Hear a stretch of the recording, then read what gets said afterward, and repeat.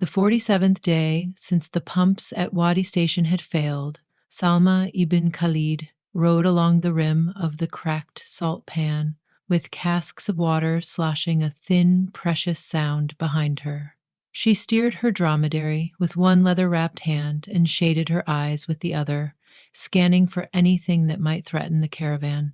Raiders, sinkholes, or the razor-edged glass devils that sometimes whirled out of nowhere. She was the appointed broker for this run, so every life tethered to those barrels was her responsibility.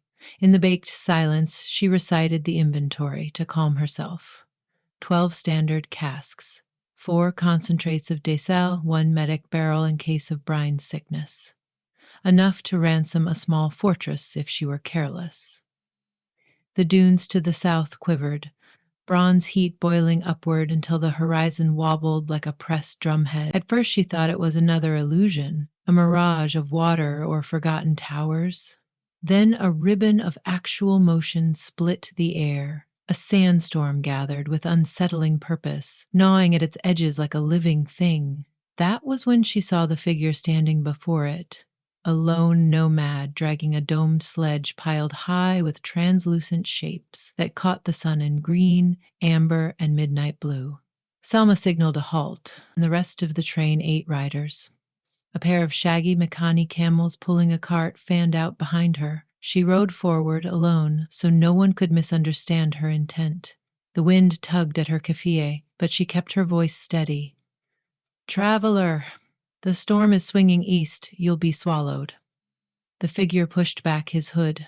His hair was the color of ash at the bottom of a fire pit, silvered, though he could not have been more than 30. A scar followed the line of his jaw, but his smile came quick. "It's all right," he said, speaking as if to a neighbor over a shared fence rather than beneath a boiling sky. "I called it." The words made no sense, yet the calm in them struck her harder than the heat. "You called it?" "I need the wind. Glass doesn't find its final shape without turmoil." He gestured to the fragile cargo behind him, each piece wrapped in netting. Then he offered a small bow, palm to heart. "My name is Raffi, glassblower, storm tuner, occasional fool. And you?" "Salma, broker for the caravan of the long road." She tilted her chin toward the casks. "Water, mostly." They traded names as though they were already discussing price. Something about the symmetry of it, water and glass, necessity and ornament, pulled her closer despite every rule hammered into her since the collapse. Don't linger when a stranger wears magic like jewelry. Don't mix business with wonder. A low rumble rolled out of the storm. Grains of sand began to skitter in concentric rings around Rafi's boots. He held up one gloved hand.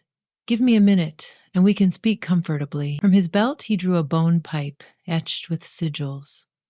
With deliberate slowness, he blew a single note, then traced shapes in the air. Salma had heard tales of pre-fall tech that could seed clouds or magnetize dust. But this was older, wilder. The storm's howl modulated. Strands of wind weaving together, then parted around them like a curtain.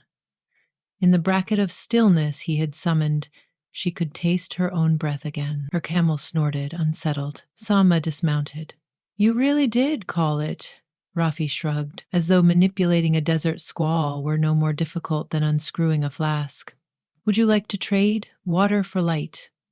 She almost laughed. She had no use for glass trinkets. Blown art was brittle, a liability when every kilo mattered. But curiosity loosened her tongue. "Show me."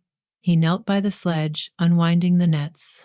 One by one he lifted pieces that seemed born from frozen lightning. A spiral bowl modeled like a dragonfly's wing. A lantern whose walls were so thin the sun leaked through, spinning prisms onto the sand. A pair of flutes melted straight from dune granules, their surfaces etched by the storm itself. They were useless, and they were magnificent. She forced herself to remember the ledger. Each liter of potable water meant kilometers of travel, days of life. "I can't justify trading basic rations for art." "Art can become water," he said softly. I've done it before. From a pouch he produced a narrow vial. Inside, slivers of pale glass glittered. Desert folk in the north fill these with char boiled off cactus seed. Magnify the sun until you can ignite even saltbush. Fire means distillation. Distillation becomes water. A single lens can keep a family alive for a season. He held out the vial. The truth of his claim mattered less than the conviction shining through those winter bright eyes.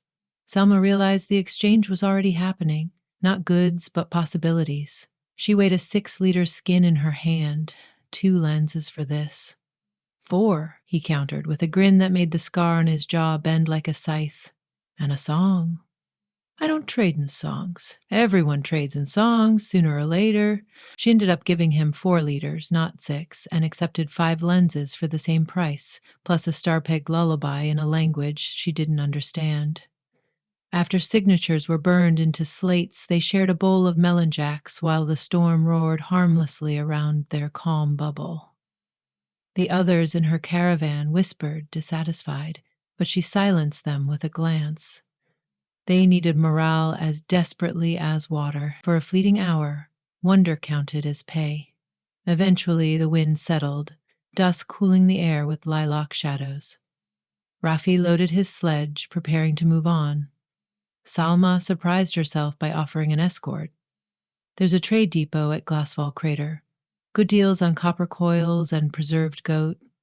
Travel with us until then. He considered, eyes reflecting the dying sun like chips of mica. Caravans prefer straight lines. I follow the crooked ones, where storms like to linger. You'll find storms anywhere, she said, but you won't find armed guards. He chuckled. And if I come? What's my fee? Stories. I'm running low. She tried to keep it playful, but the words felt heavier than any water skin. Rafi accepted. 2 days later, he was walking beside her mount, explaining how certain cords persuaded sand to climb invisible stairs. He told her the desert's first language wasn't wind or heat, but vibration, billions of grains rubbing new alphabets into each other until the dunes crawled from one map to another. She answered with tales of desal rigs, of poisoned aquifers where engineers prayed to grubby totems because pipes corroded faster than calculations could predict. She described her father teaching her to gauge the weight of a cask by the sound it made sliding on steel. Rafi listened the way a thirsty man listens to a creek he still can't see, drinking every detail. On the 4th morning, they encountered raiders. The caravan had skirted Hell's Teeth Ridge, navigating between basalt pillars, when a squad of bikes churned over a dune, engines stuttering like rabid dogs. Rafi stood absolutely still. Rafi stood absolutely still. Rafi stood absolutely still.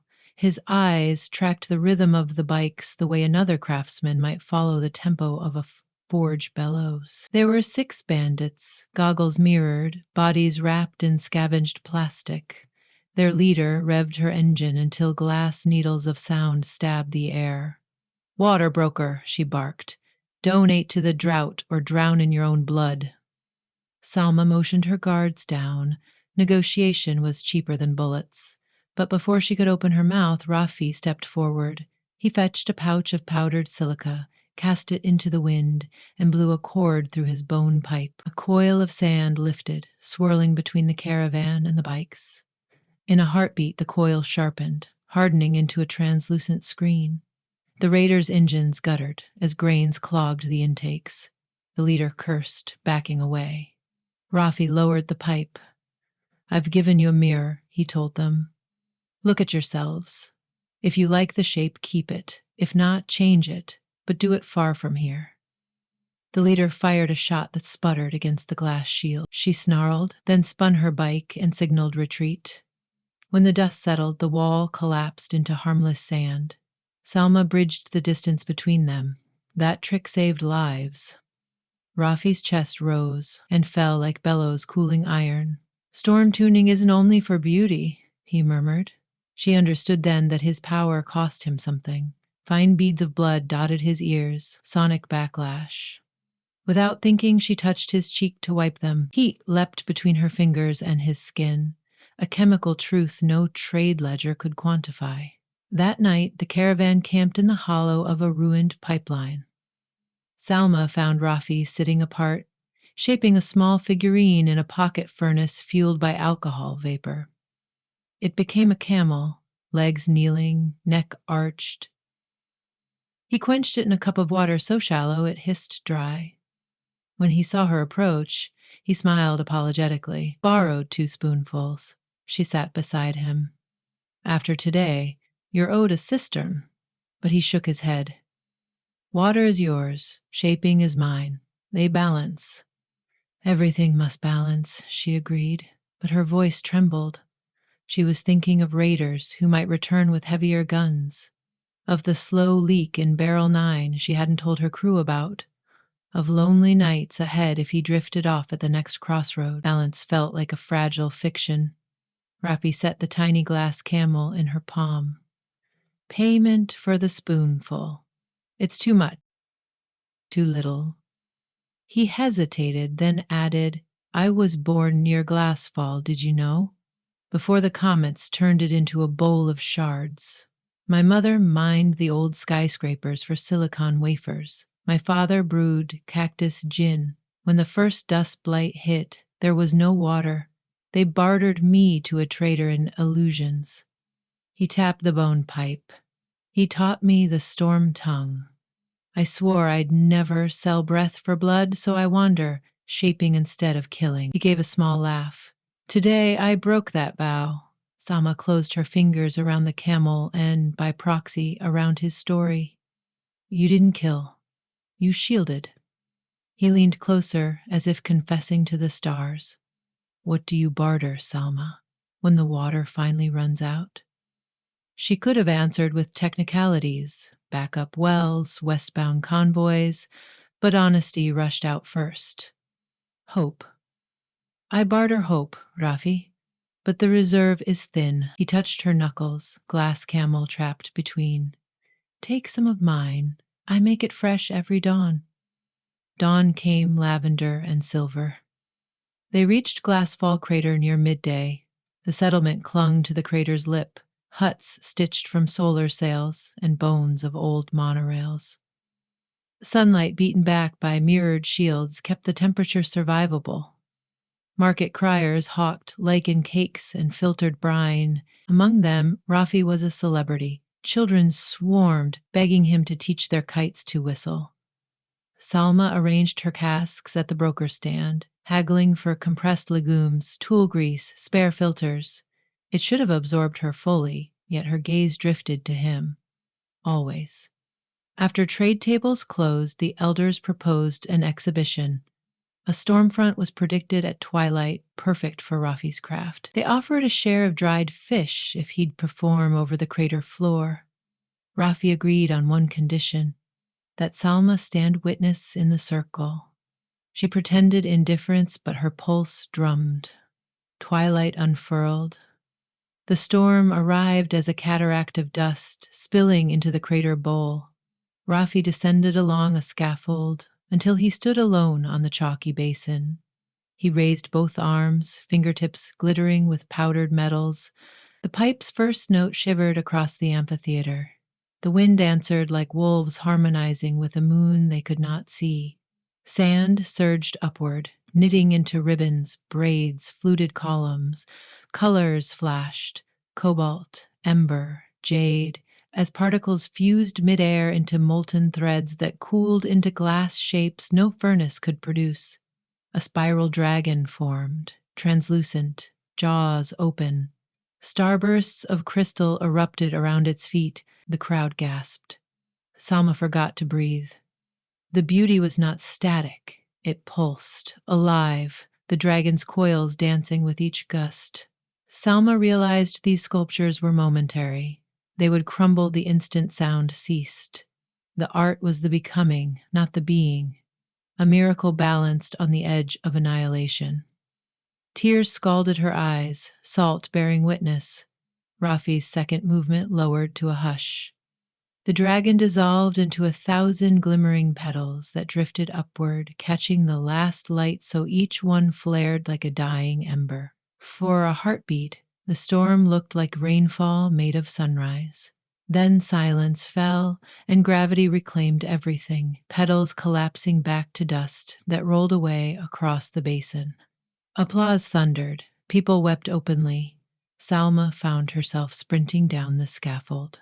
Before minds or legs registered the decision, she reached him while some petals still spun in the air. His face was gray with exhaustion, veins at his temples throbbing. She cradled his shoulders.